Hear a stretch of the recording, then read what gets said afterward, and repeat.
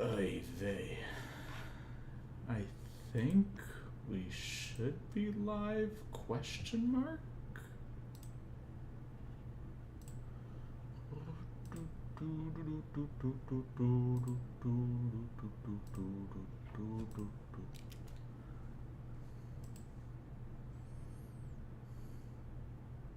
Hey, there we go. Oh, snap, there's already people. Okay, let's take a look.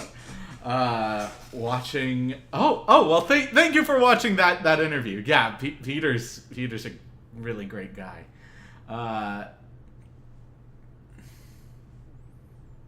That's Jack Nicholson. Oh, what a fun guy to watch.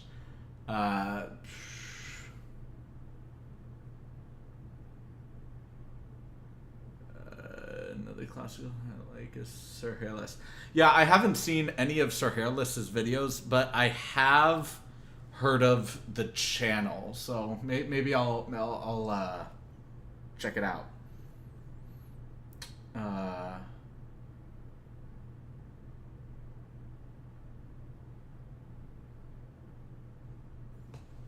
An Ed Sullivan impersonation. Man, Ed Sullivan was another fun guy to watch too. I remember I saw a lot of my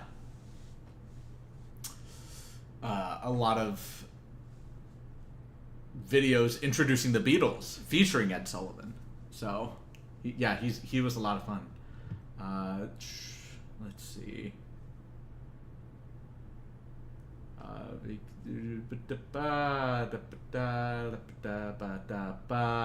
Crossed over. Hey, great. Hello. Oy vey. What a week it has been. Ugh. Still tired, similarly to last week, but not as much. I did wake up ridiculously early this morning, though, around 4:30, and not because I wanted to, but because my body just said, time to wake up. Oh, thank you for watching the collab with Peter. Yeah, I just mentioned, Peter is a really wonderful guy. He was very patient, very kind, and I was really surprised that he even agreed to do the collaboration with me. My channel really isn't that big, but he just reached out. I reached out to him, and he replied with open arms saying, he was really busy, but he was willing to make some time to do it, and that was really considerate of him. I was really thrilled that I had that opportunity. And before a little behind the scenes stuff, before we started the call, and I was figuring everything out technically, we were just talking about the whole rundown of everything that, like, in terms of the structure, the questions that I was going to ask. And he showed me his avatar tattoos, and we just went on probably just a couple minute riff of our appreciation of Avatar. It was really, really nice. I really enjoyed that. But yeah, I have not had a full opera discussion with someone since university. And that was years ago, several years ago. So that was really nice to re-engage with that kind of discussion again. That was wonderful.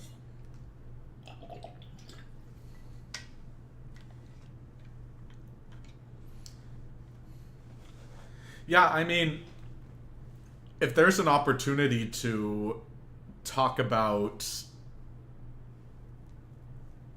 great music and, like, with all of the things that I criticize about the opera world, and there definitely is many areas of improvement within the scene itself, it doesn't change the fact that I think opera is really tremendous storytelling and can be very captivating.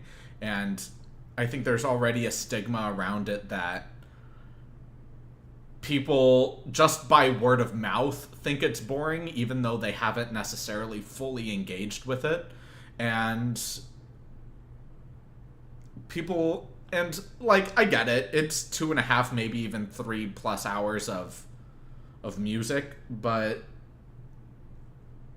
and you know, people don't really want to devote their time to something like that, so they'll just hear rumors and be exposed to 10 seconds of something that they don't understand at all and be like, yeah, this isn't for me.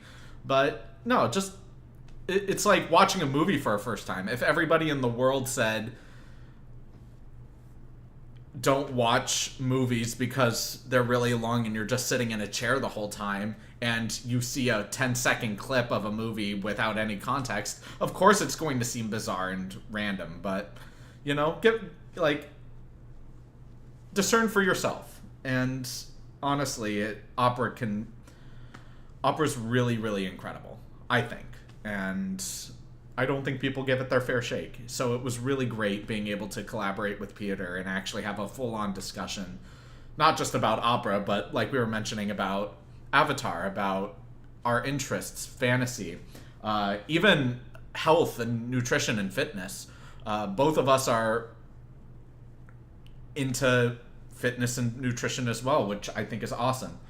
He's probably more so into nutrition, but both of us are into fitness, and I do try to stay healthy when I can, but you know, all you can eat Korean barbecue and all you can eat izakayas and ramen and takoyaki just call my name all the time.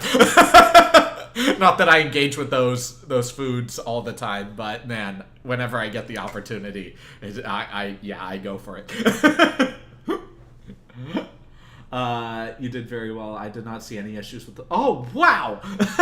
I'm thrilled that you said that. Like, when I was editing, like, throughout the call itself, the call was great. And the moment that I actually started going back into my editing software and started piecing it together, it was terrible. Like, in the call, I could hear Peter clearly, cleanly. The volume was great, but when I was putting it through my editing software, he was almost inaudible, and I was terrified because I knew I wasn't going to get another opportunity to have an interview with him for a long time.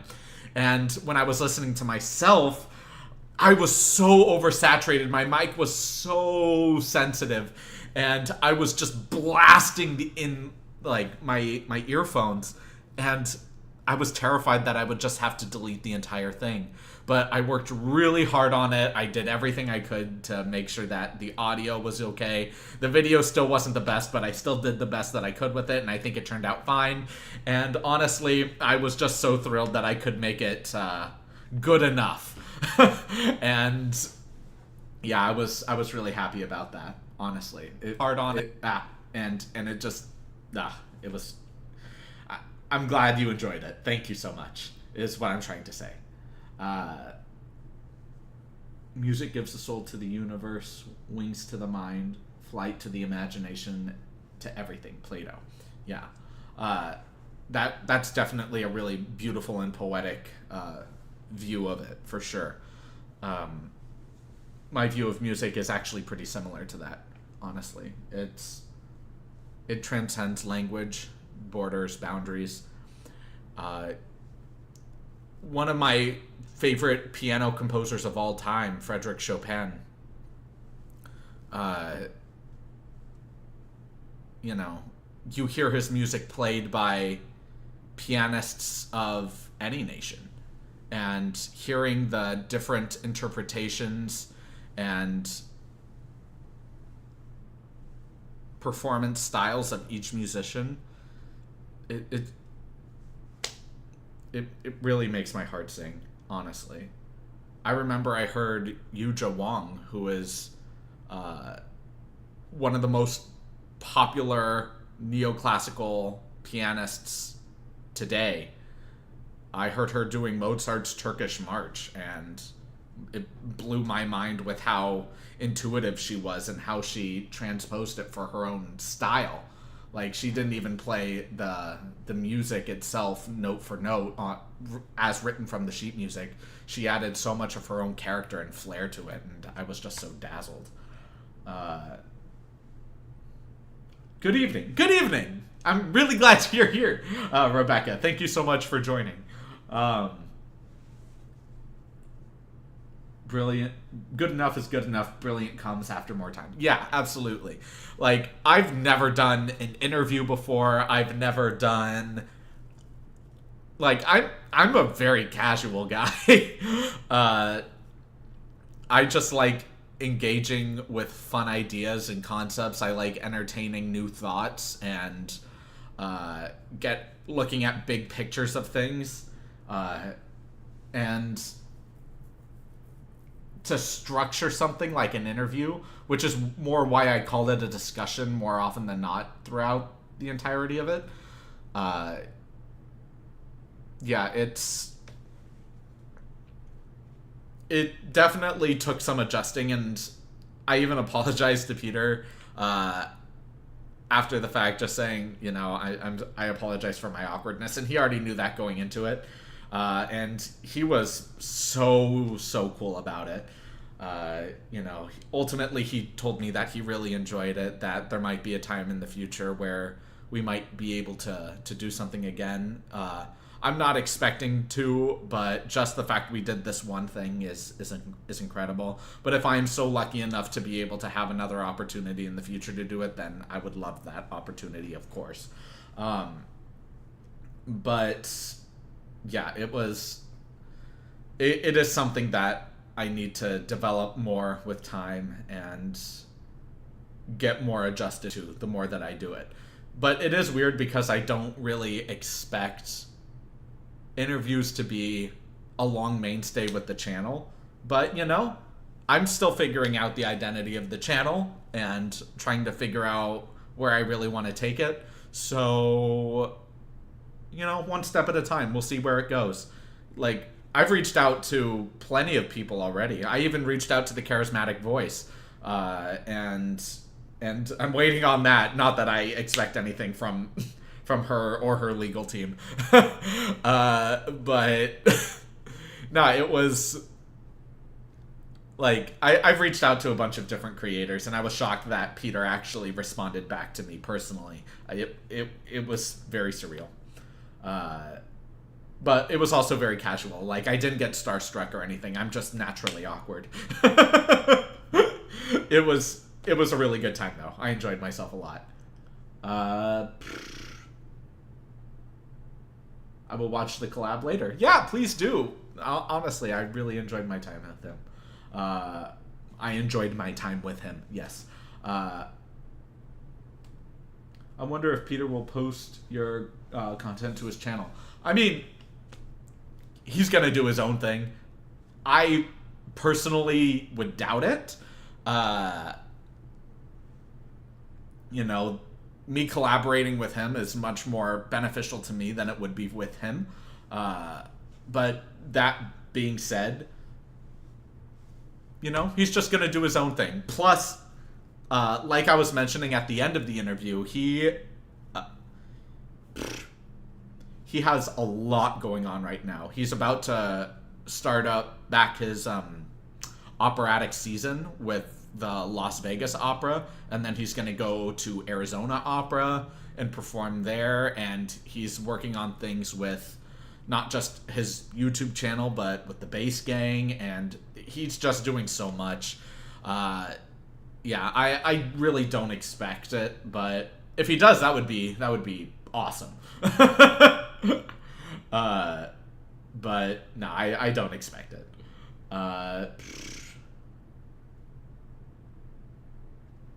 I love you, man. You are fun to hang out with. Thank you for that. That is really sweet of you to say. Thank you. But yeah, it was really cool. The moment that he jumped into the call, I was like, whoa, I'm actually I actually built my channel to the point to where I can actually do this. This is really cool. I'm glad to see something that I've been working on and developing these past few months to actually blossom into something of value.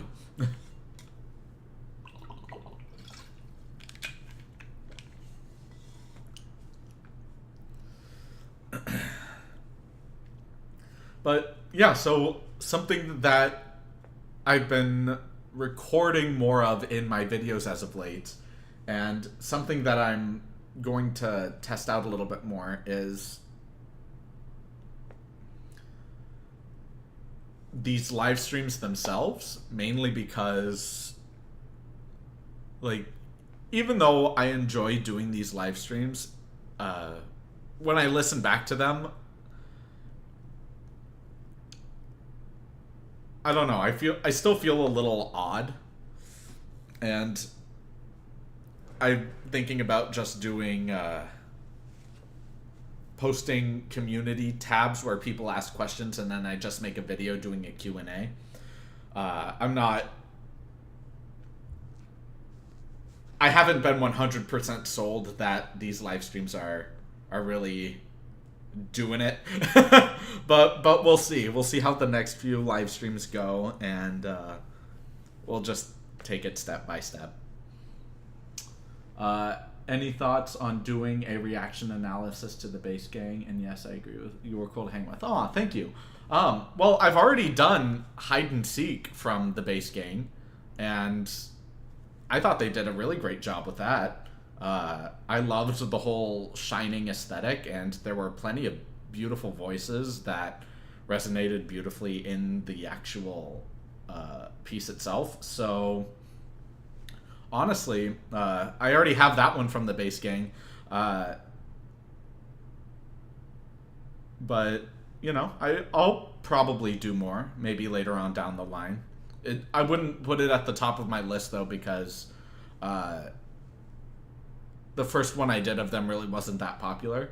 So I try to intersperse really, really popular musicians with very strong fan bases with more niche artists with smaller fan bases that are still very loyal. But if you guys may notice, in terms of the beatboxing scene, there are actually quite a few beatboxing videos that I really want to record and put out there, but I know that the audience for those beatboxers is very limited, and it really wouldn't help me grow the channel as much. And at this point right now, I'm really pushing to have the channel grow more. I'm pushing to actually develop the Patreon into something like where I can actually get videos onto my Patreon without them getting slammed by copyright. There's just so much happening that I'm really pushing strong towards, and it's a whole process. But well, you know, like I was mentioning with everything else, we'll see how it goes. Take it step by step.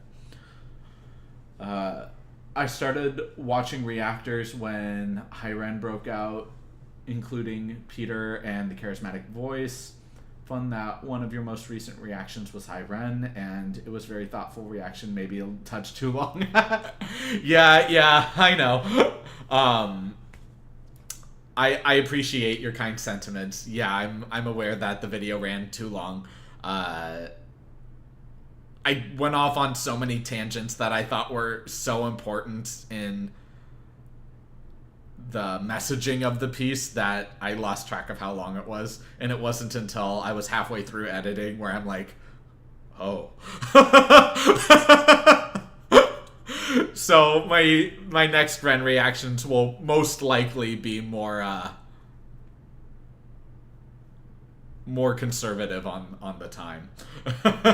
But yeah, Ren was really cool. How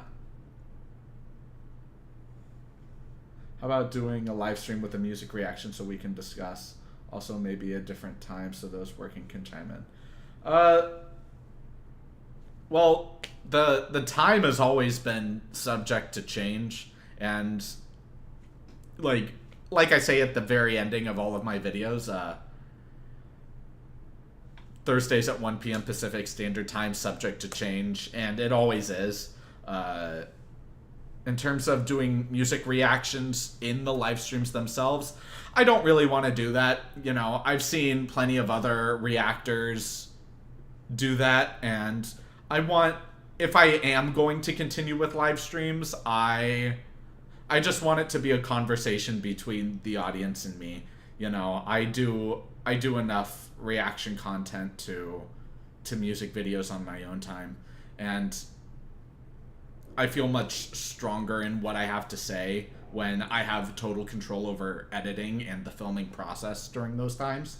So, you know, when I do these live streams, this is just more to connect with all of you. So, and that's just something I'm going to stick with.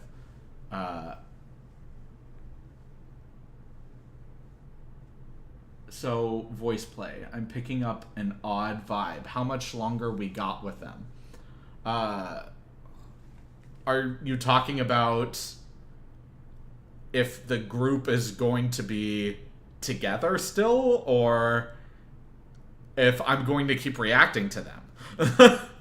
I'm a little confused on your question. I apologize. We need all the voice play. We haven't said anything. They haven't said anything on their page. I don't know what's happening. But I don't know if,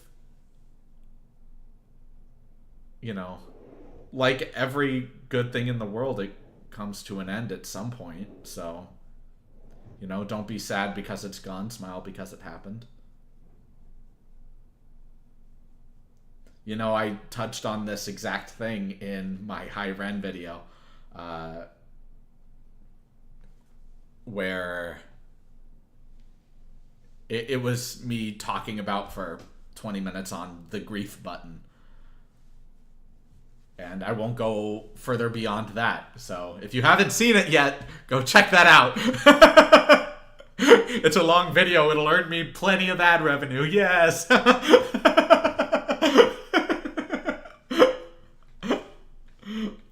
Nah, but it's there were a lot of really good talking points that I made throughout that High Ren video, and I'm really happy about them. I might touch up on them in future videos, but until then.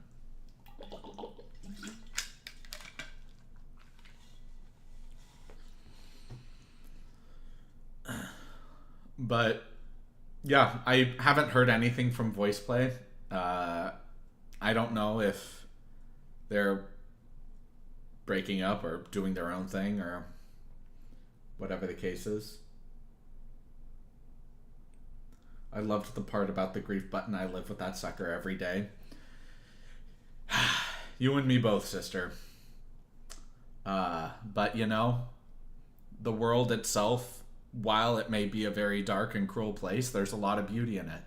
And there's things that we can always smile at, laugh at, look forward to, enjoy in the present moment, and just be happy that we have ourselves, we have the people we love, that there are people out there that we haven't met yet that we might one day love, and just do our best to be the best versions of ourselves that we can be. And I think that in and of itself is one of the most profound and beautiful things any individual can do. So, you know, living with grief sucks, but it teaches us a lot. You know, pain, I've learned, is an excellent teacher if you actually look within it, outside of its superficial layer of what it is, pain. And you find meaning in pain, and there can be real growth in that. Real opportunities for growth, I should say. And it's beautiful.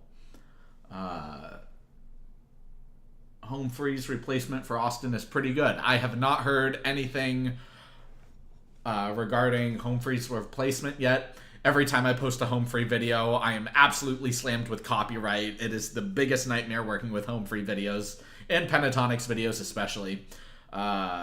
So both of those groups are kind of on the back burner as of right now until I can figure those things out.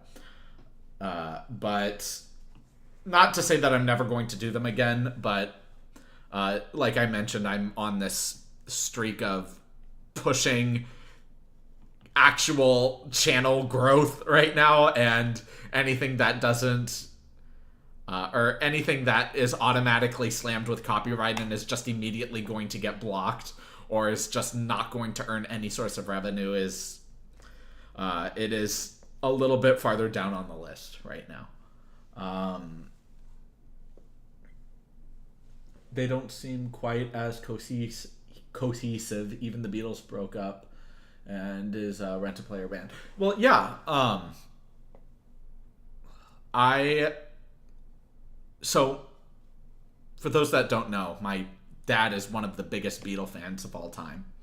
I was raised pretty much listening to and memorizing the melodies and lyrics of every Beatles song ever written. I went to see the Fab Four, which is an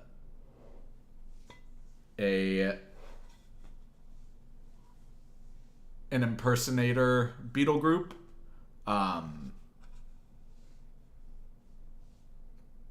And I've seen them multiple times. I've seen Paul McCartney live. I've seen Ringo Starr live, Richard Starkey, and unfortunately, I wasn't alive when George and John were, but that would have been amazing. I've seen live videos of their performances, and I've seen their rooftop concert, their farewell concert, essentially. And, like, the Beatles and the Beach Boys, some of the most iconic music ever written in the scene. And I'm deeply appreciative that I had the opportunity to really sit down with their music and listen to it throughout my childhood. I do wish that I had a little bit more exposure to other genres of music outside of just classic rock and classical, and that was it. But, you know, I still do really much like the fact that I actually sat down with these legends.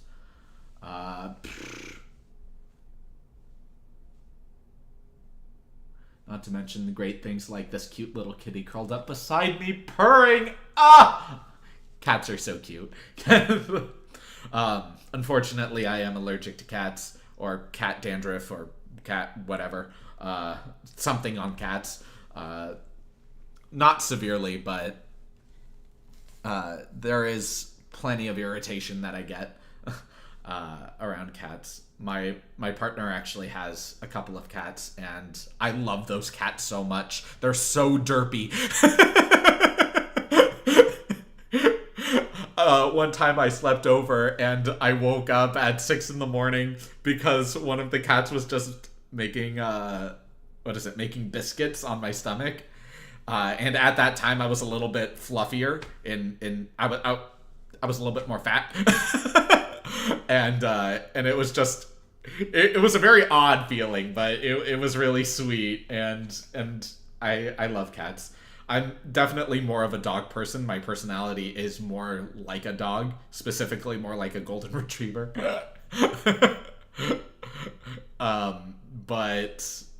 But I love cats too. I really don't pick between either of them. I love both of them. Their new song is awesome. Used to be fairly easy to work with because they were independent. Maybe that has changed. Yeah, that's fair. To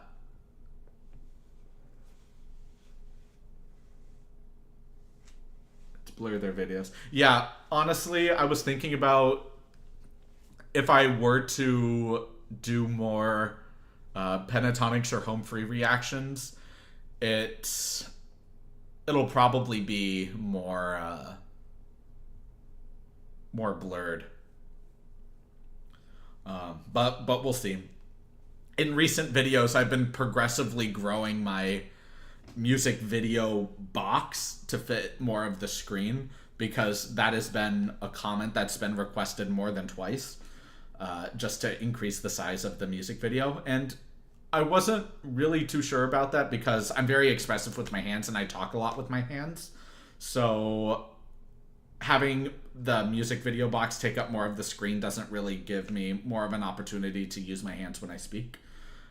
And also, I figure anybody watching a reactor react to something has already seen the video, so looking at the video in and of itself isn't critical to look at. You're watching a reaction video for the reaction, right?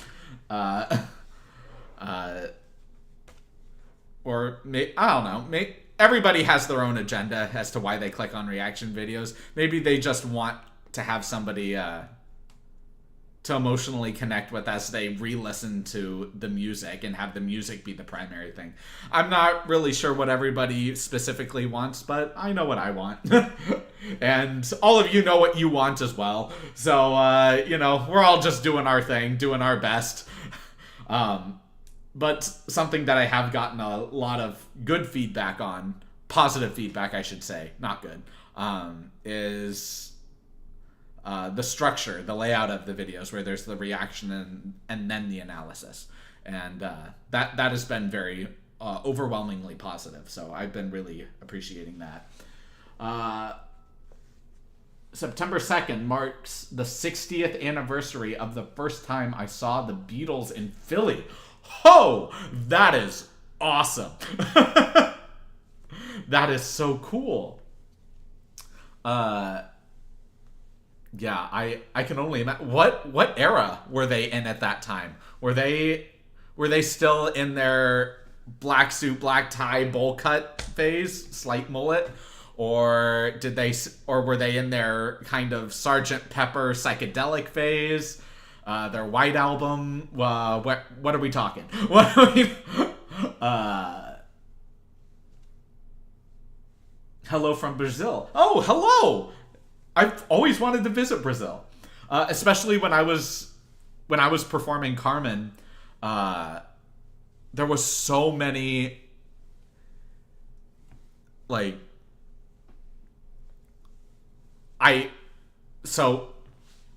rewind. When I structure a character for an opera, I do a lot more work than just learning the opera and figuring out the character itself. I do deep dive research into the traditional setting of the opera, but where the opera is set in our particular rendition. And our particular rendition was set in Brazil. And I did a lot of research into Brazil, and just I would just love to visit. Honestly, it looks beautiful, and the culture looks incredible. I know that there might be a problem with unlawfulness, I should say, but it doesn't take away from the fact that it's still extremely rich in culture and food. Oh my gosh! So, so I would, and history. So I would love the opportunity to visit. Visit everywhere, but also Brazil, especially. One of the things I love most about your reaction, is the way you feel the music with your whole self. That's the way music hits me too, so don't change it. That's really sweet of you to say. Thank you so much. Yeah, that's absolutely true. A lot of people think that I overreact or that my reactions aren't authentic, and that couldn't be farther from the truth. I might be a little histrionic in the way that I react to things, but all of it is completely authentic. I love music with all of my heart and soul. It's not just it can not only be used to create exemplary storytelling, but it's used to evoke very specific emotions. I can't imagine, or I can't recall any great film that hasn't had exceptional music in it. Music underneath key dialogue, or as an interlude, or as anything. it evokes certain emotions. It recalls certain memories. It's very similar to food in that way. That's the whole point of Ratatouille, where, spoilers if you haven't seen Ratatouille, where I suppose you can call him one of the main antagonists, Ego, comes in and he tries Remy's dish and it just snaps him back to his childhood, eating that classic homemade mom's vegetable dish. And I think that that's so beautiful. And it's the same thing with music. And you just close your eyes, let that music wash over you. Oftentimes when I play games, or when I'm just vibing in a corner while a couple friends want to go off and do their own thing, and be extroverted while I just enjoy my introverted self, I'll just listen to lo-fi, or just listen to very simple music, nothing too complex. Or sometimes I'll listen to complex music if I really want to just appreciate all of the details and intricacies of something. But I'll just listening and experiencing music, to me, there's just no other feeling like it. It's bliss. I don't experience anything else like it. It's heavenly. Music means everything to me. Oh wow, I went on a rant there. Good morning from Australia. Good morning. It's really great to have you here. Thank you so much for being here and tuning in all the way from Australia. That is another place I would love to visit.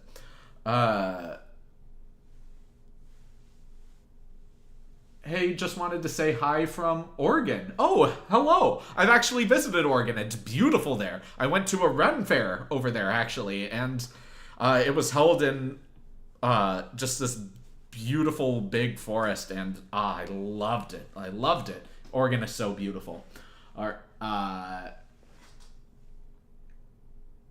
And your joy and enthusiasm is contagious, and I often find myself grinning while watching your videos. Thank you. Aw.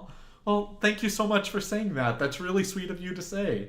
And I'm really glad that I can provide a little levity and joy to your day. So thank you so much for saying that, and welcome to the stream. Thank you.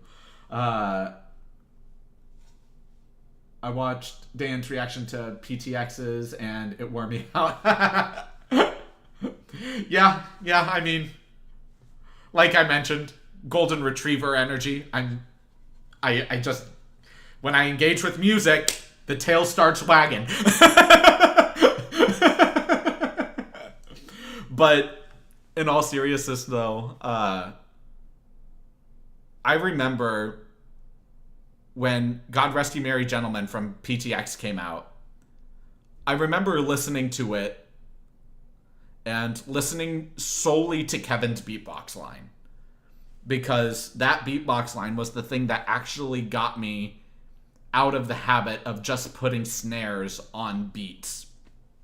And what I mean by that is, like, when we get into, I think her name is Kirsten's main melodic line, you get Kevin's line of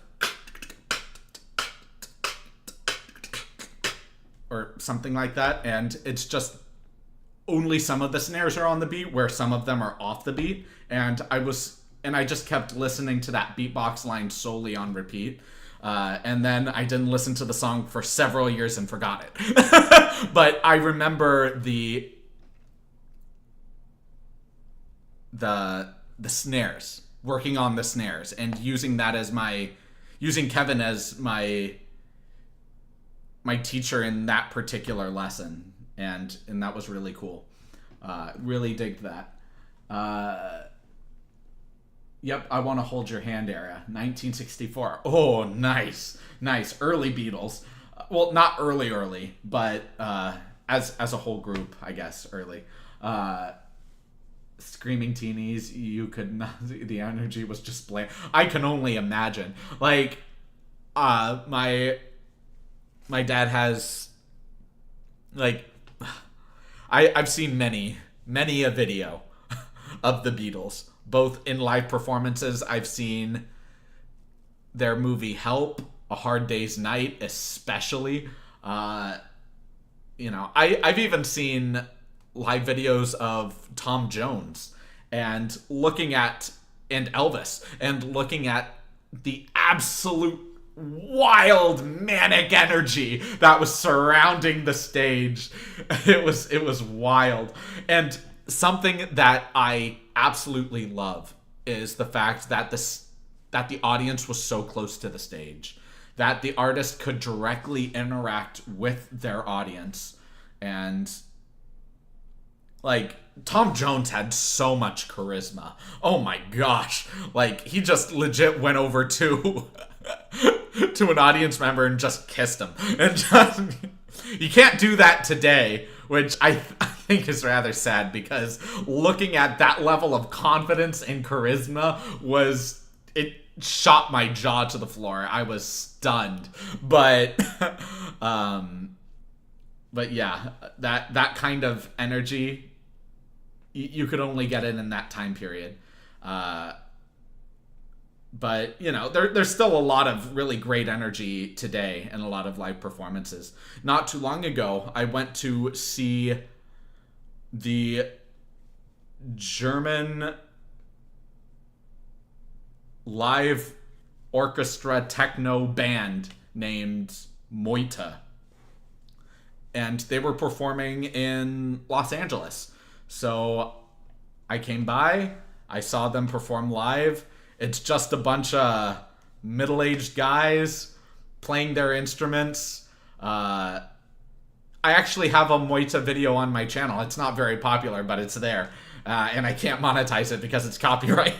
But it's there, and it's viewable. But they're just so cool, dude. Like, their arrangements, their flair, and they just fully engage with their audience too. They're so cool. And the energy in the audience that you just felt was just such a vibe.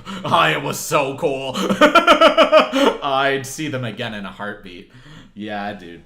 Let me see. When I think of Brazil, I think of music. Yeah.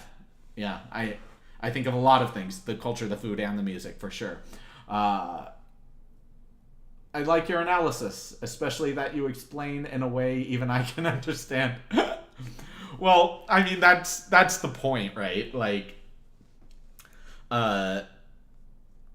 when I started looking at different classical musicians reacting to modern music, I could understand the videos, but they were using so much jargon that I learned in music school that I'm like, the only audience that you're appealing to is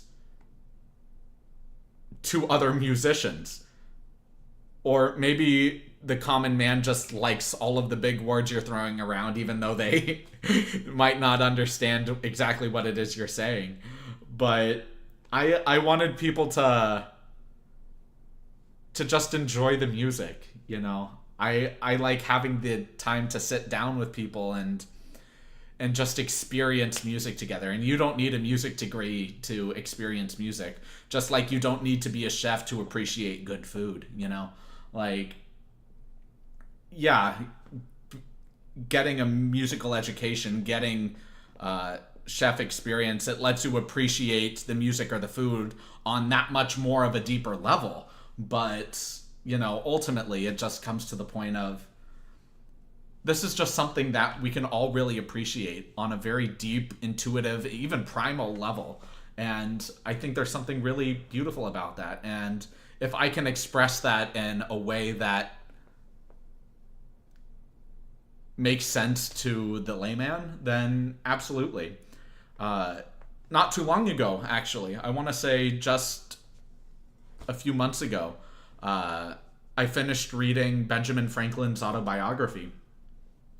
And one of his defining traits was the fact that he wasn't popular because he was Benjamin Franklin and master of all things. He was popular because He was very well spoken. He understood how to use words extraordinarily well. But that being said, he was also very casual. He knew how to, like, his repartee was very strong. He was very quick and witty in his conversation. And he was a very affable man, whether you were a courtier or a prestigious elite, a profligate, or if you were just a commoner. You know, it just came down to the point of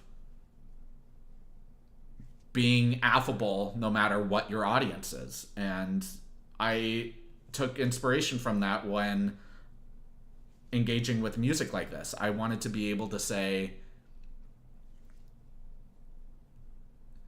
here are not extraordinarily complex musical ideas, but here are some musical ideas that you can start dipping your toes in the waters of musical complexity and not have it be too overwhelming, not be inundated with musical jargon.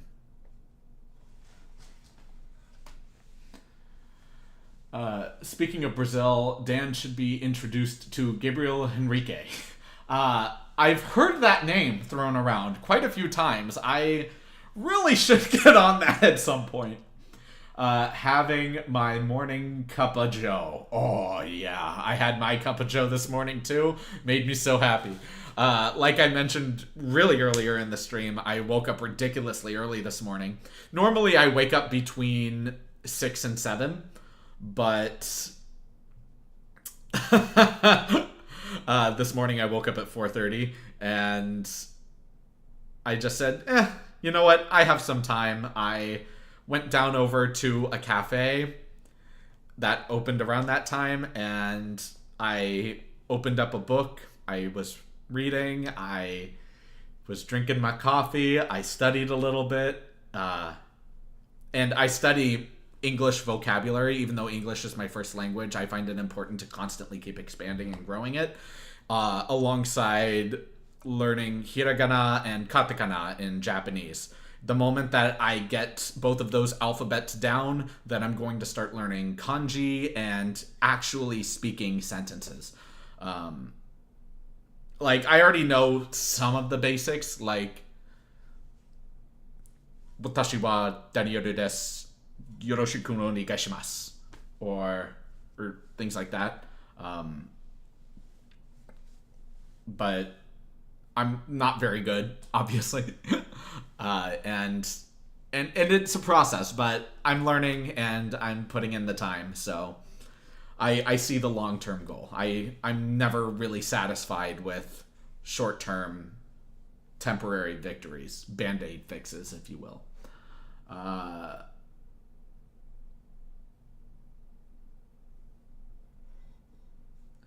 I am from the future. It is 6:40 a.m. tomorrow. That is awesome. I've never met a time traveler before. No, that time zones are weird like that, man. But no, that's really cool.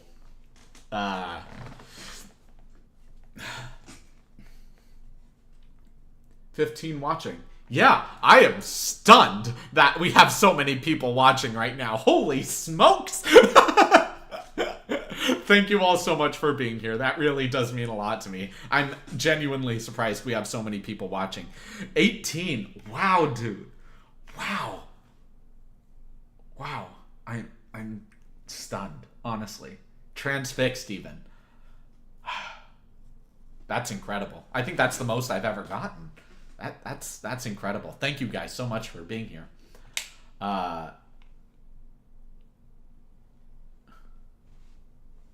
Okay, charisma. Stepan Hauser, I think. Classical cello player from Croatia. Man, I cannot speak. plays tango music in concert when he does the first two rows lead pregnant women and men. Oh, I love artists that just have that excessive protruding charisma. Why Japanese? I have always been fascinated by Japanese culture. And I really love Japanese food, and the people in my life that I've met that were Japanese were very interesting and very insightful people. And a lot of the activities that I want to engage with are Japanese. Like I mentioned in another video, I forgot which one, but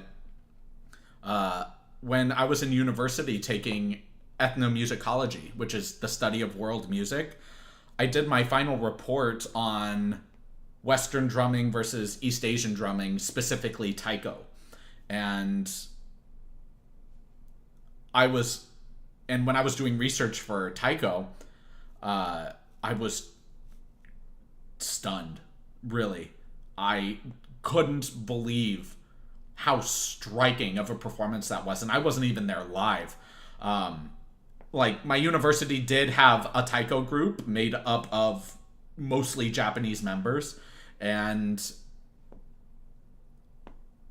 listening to that live blew my mind, and I can only imagine what it's like actually hearing the real professional, real elite taiko players.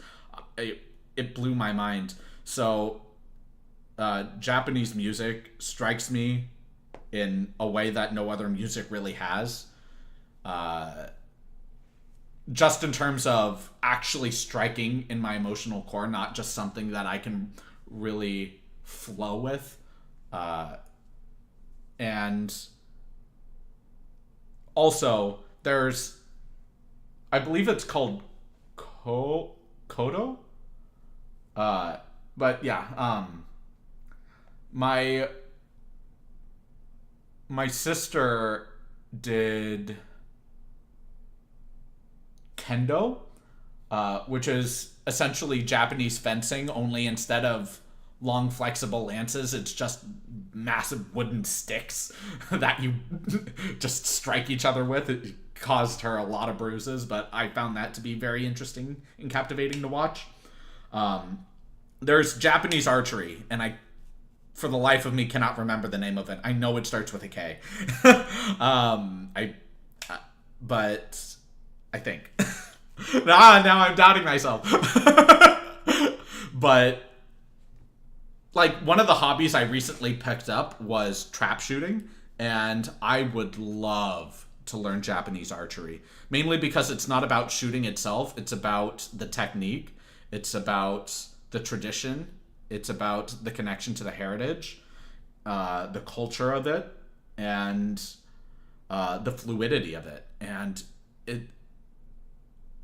it's just so dazzling. And there's so many elements about Japan specifically that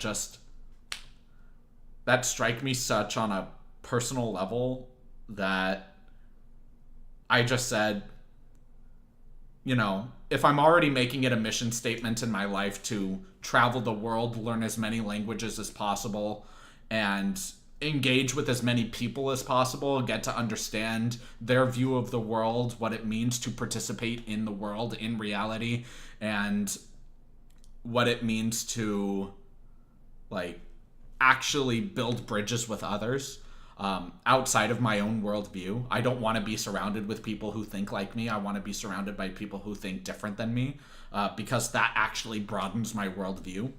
So I figured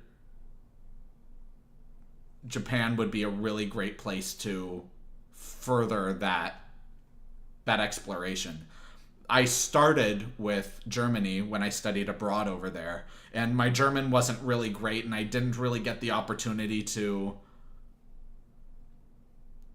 really engage with a bunch of German people, because not many of them that I could have a long conversation with spoke English. There were a few, and I was able to get a multiple full conversations through them, and those were very insightful. And one of them actually is also traveling the world and experiencing the world for herself, and I think that that's beautiful and amazing. And she's fluent in both German and English, so if she can learn two languages, there's no reason why I can't really put my nose to the grindstone and learn it myself. But granted, learning Japanese is pretty difficult, for sure.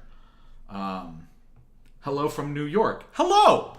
I also like that you explain what's going on in your videos and reactions. I've seen Josh Groban in concert 3 times, and he interacts with the audience too, which I love. Oh, that's awesome. Yeah, I've seen Josh Groban do a couple of things, but I don't really follow him or follow his following, I guess. But no, that's really cool. Yeah, like any artist that actually engages with their audience, has my respect for sure. You know, the whole point of performing for other people, in my view, is that you take something that you've cultivated, something that you're really proud of, something that genuinely moves you, and sharing that movement that you've experienced with others in a way that's very profound and beautiful. A true connecting of the human experience, the human condition. And I just think that that's beautiful. So, yeah, I wholeheartedly agree with you there, Lynn. Yeah. We are faster time travelers in New Zealand at 8:50. Oh! Impressive. I want to visit New Zealand so badly. I've only seen photos, and only one of my professors in university was from New Zealand. Oh my gosh, I want to visit so badly. First off, New Zealand rugby. It's so intense. But just being captivated by things like the haka, and being captivated by the societal structure of New Zealand. It seems so fascinating to me, and I would love to experience it for myself. Plus, I've heard nothing about the food and would love to try that too.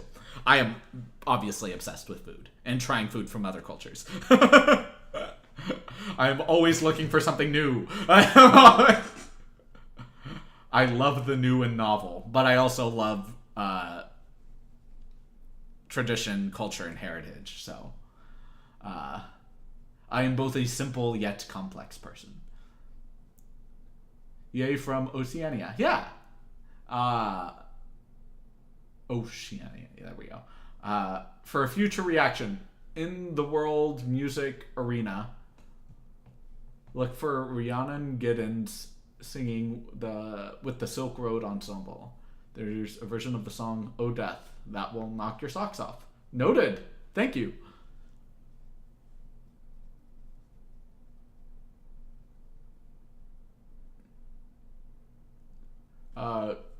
Kodo is a taiko ensemble. I saw them live in LA.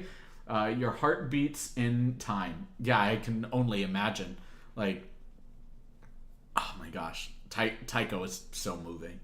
How would you recommend getting past initial fear, anxiety around singing in front of people, or the chance that someone might hear you practicing other than you just do it?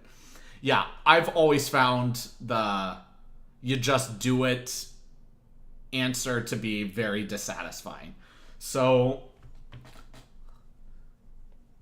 it's a tough question to answer because I don't know you as an individual. I don't know your strengths, your weaknesses. I don't know your level of self-awareness and what it is that you ultimately want to achieve with music. So there's a lot of nuance that goes into answering that question, but I think a good platform and a good place to start from, at least in order to springboard off of, would be assessing your relationship with music, specifically singing. Since I'm assuming that that's the whole point of your question. Like, understanding, what does music mean to you? What does singing mean to you? Do you genuinely have the confidence in yourself to know that your sound is good? Not just, and I'm not talking about that from any strong egotistical standpoint, but do you believe that your timbre, your natural sound quality, is rich, is not shrill, or has a unique tone to it that makes it appealing not just to you but to others? And when you ask others, saying, hey, is it okay if I sing for you? And they say yes, and these are people that you have to trust. And these are people who need to be comfortable giving you very honest, very direct criticism. I've seen so many people enter the music field that have been told their entire lives that they were great when they were not. And that's just because people are too timid and afraid to give people the truth about something. Like when I went to Germany and I was studying with some professors there were one of the professors who had an incredible career singing German lied, which is just a type of music. He went over to a couple of those musicians in some of the master classes and just said, you need to find a new career. You know, singing is not for you. Your sound is not good. And like, that might sound like a subjective standpoint, but there's just certain qualities about it that ultimately would not lead to success. So you need to, and again, I don't know what your specific goals are, but you need to have, one, confidence in yourself. You need to know that what you're producing for other people is something that isn't just, yeah, I'm listening to you because I care about you, not because I think you're good. Make sure that to some level you have a certain like level of skill when singing in front of others, which will contribute to your confidence. And ultimately, making sure that you truly enjoy the process. Like, when I beatbox in public places, I know full well that my beatboxing is nowhere near the professional level of beatbox. When I say that I'm a professional beatboxer in my videos, I mean to say that I have done gigs in beatboxing and I have gotten paid for beatboxing. But that does not mean that I am a professional in the beatboxing scene. There are some really remarkable beatboxers out there, and many of them are younger than me, far younger than me. And it's just a matter, and it doesn't matter, you know, what other people might criticize you or malign you on, or whatever the case is.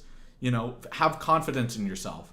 Engage with music because you genuinely enjoy music, because you genuinely love not just producing music, but truly believe that your sound is contributing a sense of value to someone else's life, that you can utilize it in a way that builds your personal connection with someone else. And for that, I would say, in order to build up to that level, practice on your own. You know, maybe get a voice teacher and practice with them for a little while. Understand more about your voice and build confidence in yourself. Like I was mentioning in my interview with Peter Barber, I just started singing Gaston when I was younger. I always loved singing before that. I sang with Barney when I was a toddler. But when my voice started settling into a more deeper register, I started singing things by Gaston. When I was a lad, I ate 4 dozen eggs every morning to help me get large. and I loved it. And I just did it because I loved it and because I thought I sounded fine. Not necessarily great, but good enough. I started singing Howard Keel from Seven Brides for Seven Brothers, which is a classic musical, and a lot of the music in it was music that fit my voice type, and I really enjoyed singing it. And when my sister went off to university for opera, I didn't even know that was a thing, so I started sitting down with a voice teacher and practiced vehemently. And, you know, and I was in choir, so I got adjusted to singing in front of an audience, even though the audience was very dark. But in terms of singing one-on-one for someone, there's a certain level of stage fright that might not necessarily go away, but this is where performance technique comes in. And this is where... So, something that one of my acting coaches taught me, and this acting coach is a guy who's appeared in many television shows, performed on Broadway throughout his lifetime, had his own company. So he had a very successful career. And he was saying that nervousness, anxiety, and excitement all stem from the same place. And if you can manifest and mutate nervous energy into excitement, then it's the same sensation in your body, only excitement feels much more malleable. It feels much more controllable, and you're much more able to utilize it in a way that is much more easy to extricate your art out to your audience. And I hope that helps.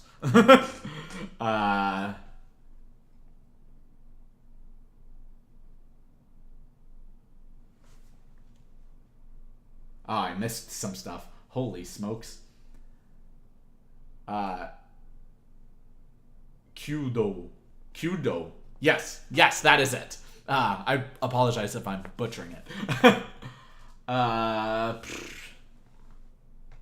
You should add to your list Stan Walker, an incredible singer, intertwined with the song.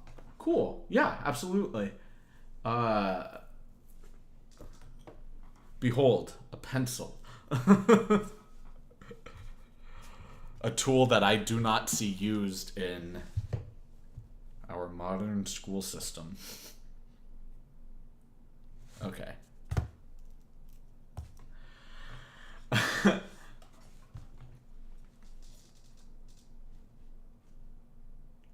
I am in North Carolina.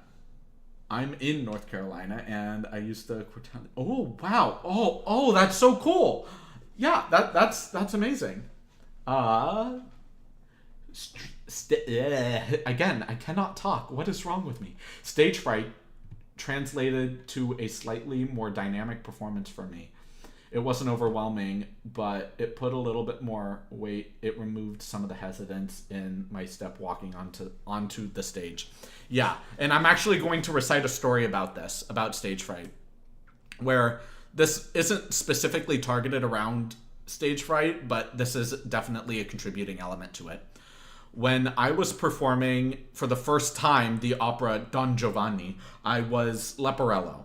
And Peter and I actually spoke about this for a brief second, where Leporello is the servant to Giovanni himself, the title character. And he sings pretty much just as much as Giovanni does, either at the same time when Giovanni is on stage or off stage. But regardless, he's a pretty consistent role throughout the entirety of the opera. And it's very intense, very long, and very draining of a role. And when I was doing that role, in my cast as well, there's another character named Donna Anna, who isn't as prominent of a role, but definitely has a lot of music to sing and her own aria, and there's a lot that goes into making these types of musical segments sound really amazing. So she went out, and she was a master's student when I was an undergrad at the time, and she had one of the most beautiful voices in the entire department, period. And nobody questioned it. She was really sweet, very considerate and kind, but her voice was magic. It was butter. Oh my gosh. And she went out on stage. She did her piece, did it flawlessly. All of us were in the wings listening to her. And we just closed our eyes and just existed in her beautiful vocal presence. And then as she came off stage, as she exited off stage, I should say, she started crying. And I was so thrown off by that. I'm like, what's wrong? And she's like, I cracked. And all of us were looking at each other and we're like, we listened to you intently the entire performance and didn't hear a single slip up. Didn't hear, like, your dynamic control was beautiful. Your breath control was perfect. Let alone, we didn't hear a single crack. And, like, cracks are pretty big mistakes, and you don't really expect them to happen. Cracks happen because of a lack of support, typically. And you don't really feel it before it happens. It just happens and you move on from it. But we just didn't hear it. We couldn't hear it because it wasn't there. But she was so emotionally frustrated. And a reason for that is because she genuinely wanted to give her audience the absolute best performance she could give. And she has very specific standards and expectations of herself. And while it's obviously important to not be abusive to yourself, having your own self-critic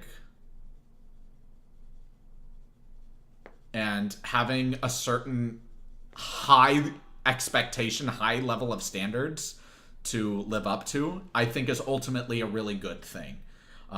Because having high standards constantly promotes betterment. It constantly promotes improvement.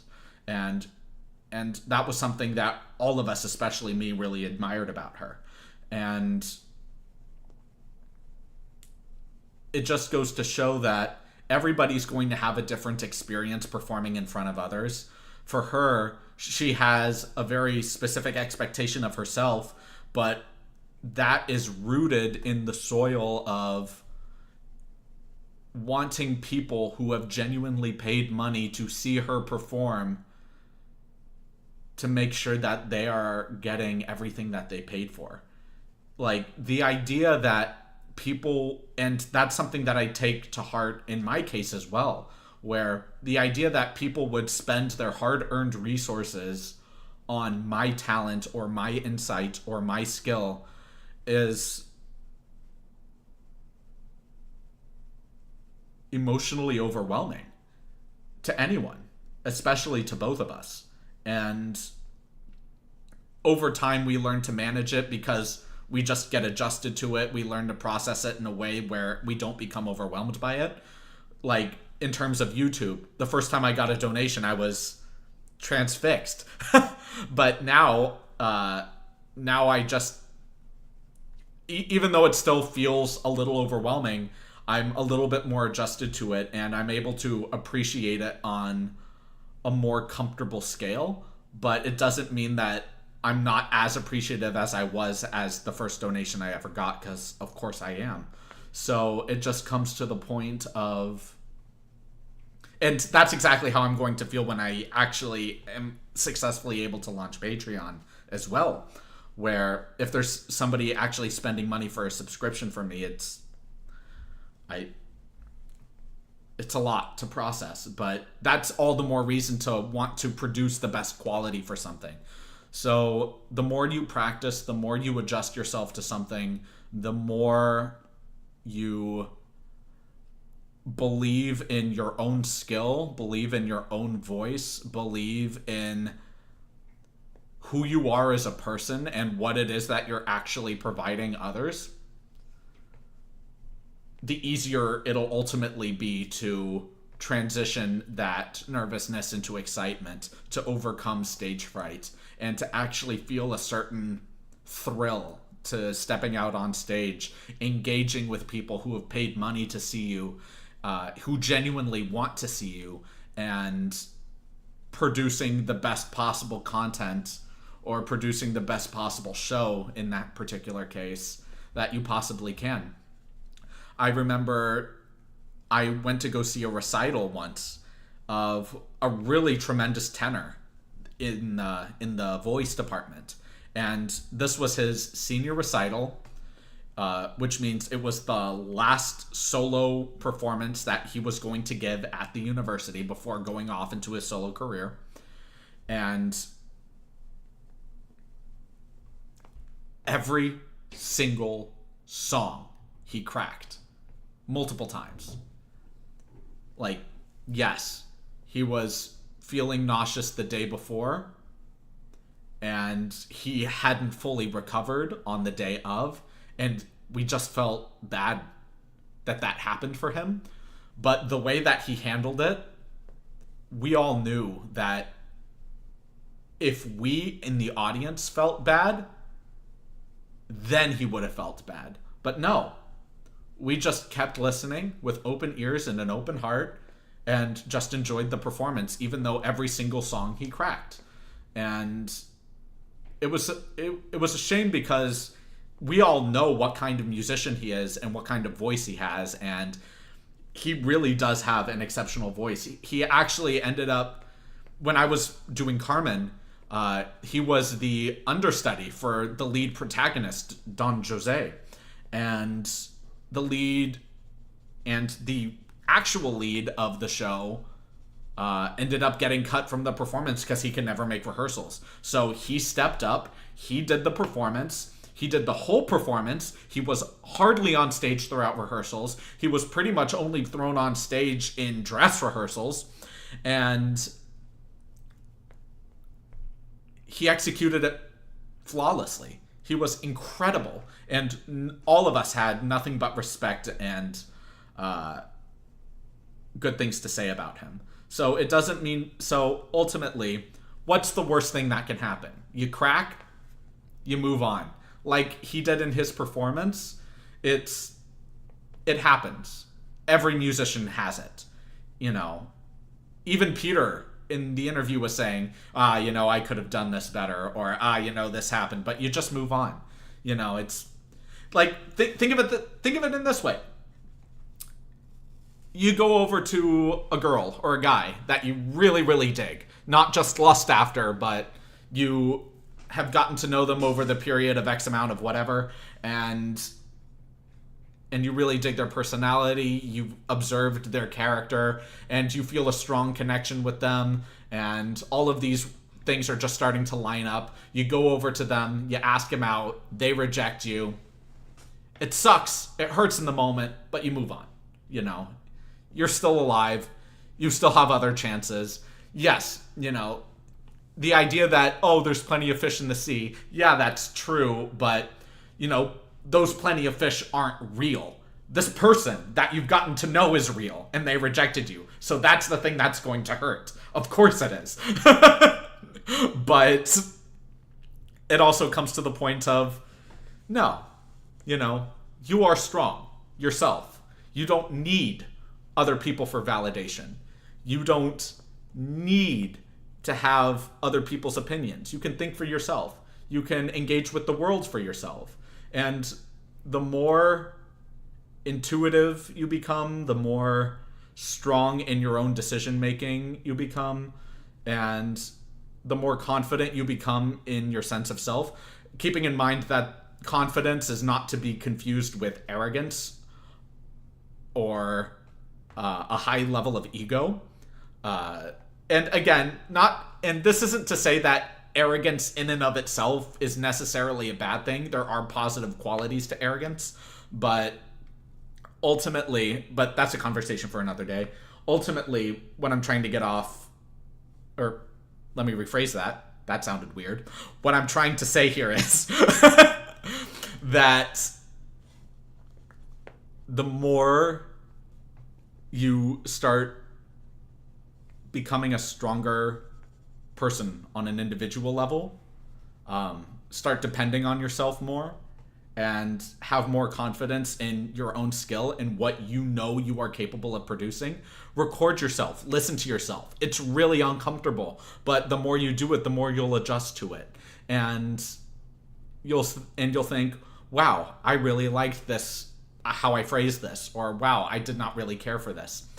My first 5 years taking voice lessons, I recorded every single session. I used them when I was practicing on my own time, and I hated the sound of my voice.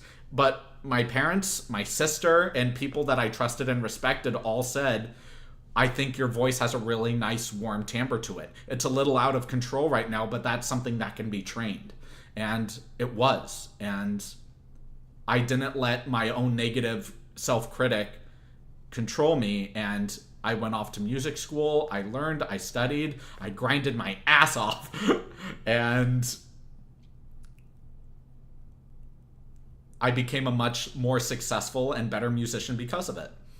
And, like, that's all to say, like, my sister got her master's in music, and even to this day, she says that I know more music theory and my technique is just as strong. You know, it's not how far in education you get, it's how much you're willing to drive and what you're willing to go through in order to better yourself and to strive for excellence. And everybody wants something different, not just out of music, but out of life. Do you truly want to be one of the greats? Do you truly want to excel or exceed in any particular category? Do you want to be more well-rounded? Not necessarily be a specific master in one thing, but become familiar in a myriad of things and just be ultimately well-rounded in that way. Or maybe you just like living under the radar, not excelling or even familiarizing yourself with everything, but you found a comfort zone and you don't want to leave that comfort zone. Everybody has their own way of living life and all of them are perfectly acceptable, but it just comes down to what do you genuinely want. And if you genuinely want to go out there and perform for others, then you need to have a certain level of confidence. You need to have trust in others when people are critiquing you. You need to be able to handle critique. You need to be able to understand that when people provide critique, that it comes from a place of I want to see you improve, not I'm shooting you down, even if they might sound like they're shooting you down. You know, it's just a million things that come together, and it's all nuanced and complex in its own way, and it all depends on how you handle it. But ultimately, you know, you just got to do you. I will get off my soapbox now. I will.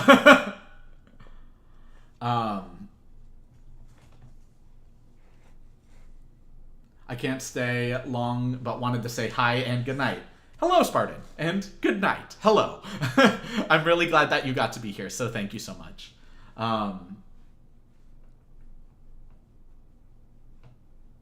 Thank you for such a thoughtful answer. Oh, yeah, of course. Like, I genuinely want to see musicians succeed, and really half-assed or lackluster answers of you just do it, you know, it's always bothered me. Having something stemmed from experience, even if my answer can't be applied to your specific life scenario, because again, I don't know what you want out of music. I don't know all of the nuances of your life, and I don't know you as an individual. So my answer can't be more defined for you as a person. You know, I think there's general concepts that many of us, at least the majority, run through, not just in music but in life, and we can easily adapt some of those scenarios to these types of situations. Like you look at someone like Bruce Lee, for example, where martial arts taught him how to live life, and you take this idea that you flow like water. But yeah, that's it. Roll with the punches. Adapt yourself. Evolve. Structure yourself in a way that you promote life, yet a sense of fluidity and adaptation. The idea of don't look at the finger pointing to the moon, look at the moon. Because the finger pointing to the moon is the distraction, where you can adapt that to life of don't listen to what people have to say about a particular issue or topic or whatever. Engage with that issue, topic, or whatever yourself. Discern for yourself how you feel about it. You know, I find that many people are intrinsically lazy. I am absolutely one of those people. I find myself being lazy quite often.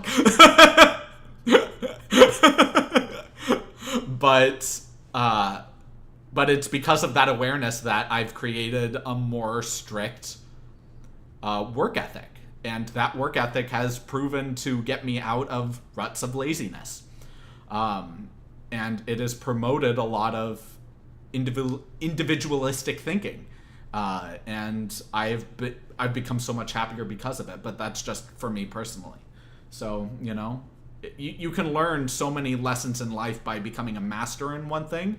Or you can learn so many lessons in life by engaging with a myriad of different things, just on a fundamental level. So, you know, everybody has their own thing, and I wouldn't say that any one of those things is necessarily better than the other. I will say that living a life of pure comfort and not growing or learning in any capacity does serve to one's detriment. But I have no evidence on hand to really prove that, so that's more just a personal feeling. I'm perfectly happy singing in the shower, in my car, in the house, singing with friends on the porch or around a campfire. But oh, how I respect those who do it. Yeah, I mean, however it is that you choose to express it. Obviously, it's a lot easier singing in private because we know we're the only ones listening to ourselves. But, or at least we think we are. But, you know, whatever makes you happy. And notice how I didn't say whatever makes you comfortable, whatever makes you happy.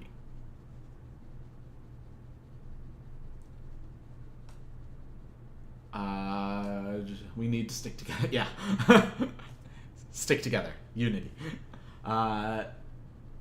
Don't forget to underline that name. Yeah. I actually just finished a Dan reaction that's coming soon, so stay tuned for that. It's been a little while since I've covered him, so I've wanted to jump on him for, again, my phrasing. Oh my gosh. I've wanted to get on top of his videos. Still sounded a little weird, but it's better. One of my issues beyond social anxiety is that I have low and loud voice and feel more comfortable singing along with baritones. It's hard to figure out what to sing. Not too long ago, I went out to the Big Bear Mountains in California, and I went into a cafe, and one of the baristas there had this sultry, low voice. And when I say sultry, there was this gentle rasp, a gentle rasp to it. And, oh my gosh, it was just, it was just so beautiful. And just her timbre. And I commented saying, wow, your voice is like breathtaking. It's stunning. And she never got that compliment before, which actually kind of surprised me because it was so dynamic and rich. And this is coming from someone who is constantly exposed to a myriad of different types of voices. So, especially beautiful ones. So just hearing this type of voice was shocking to me. And I wasn't hitting on her or anything like that. I was just genuinely in awe of the timbre of her voice. And she recognized that and really appreciated the compliment. So the first thing is that never be self-conscious over the uniqueness of your voice. If you have a low voice and actually are more comfortable singing with lower voices, especially for men, then consider that a strength. Utilize it.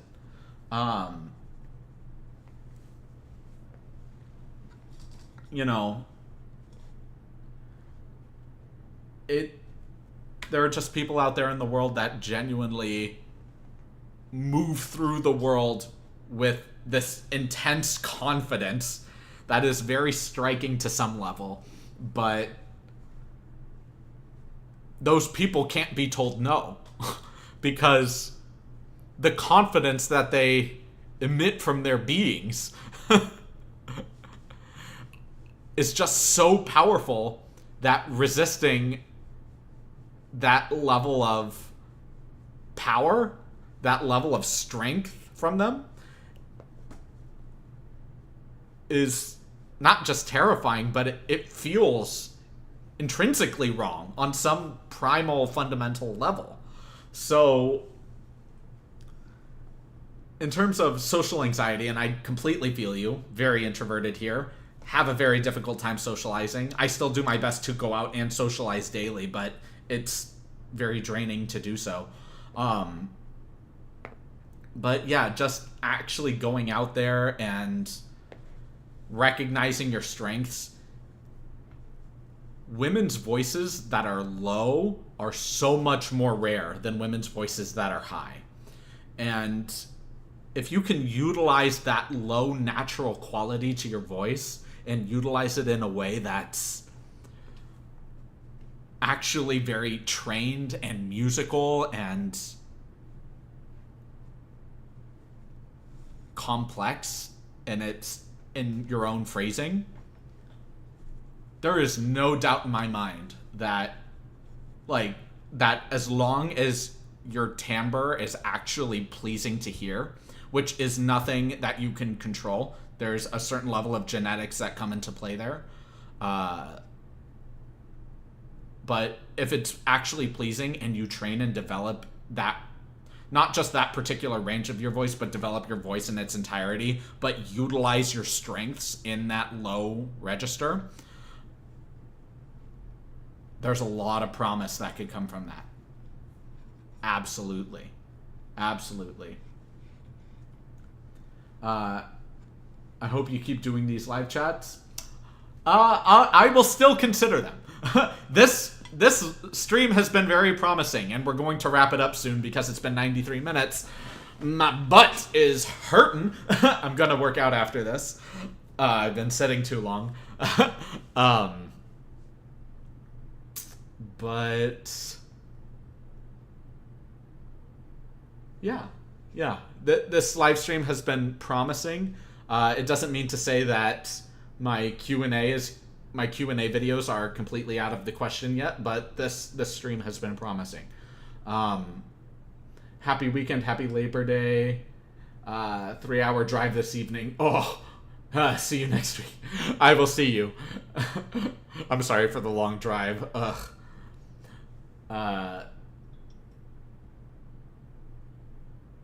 Hope Dan doesn't stop doing these live streams. That's really sweet of you guys. Thank you. Um,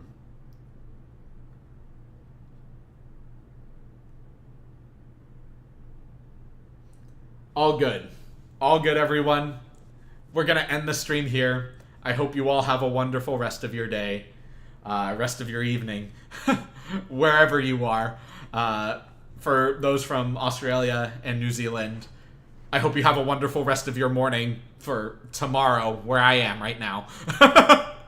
But until then, have a wonderful rest of your evening, everyone. I deeply appreciate all of you being here. It really does mean a lot. Honestly, I can't express my gratitude for all of you being here enough. Like, this... Ugh. Thank you. Thank you guys so much. And I'll see you guys in the next video and the next live stream. So, yeah. Have a great rest of your evening or morning or wherever you are, everyone. Thank you.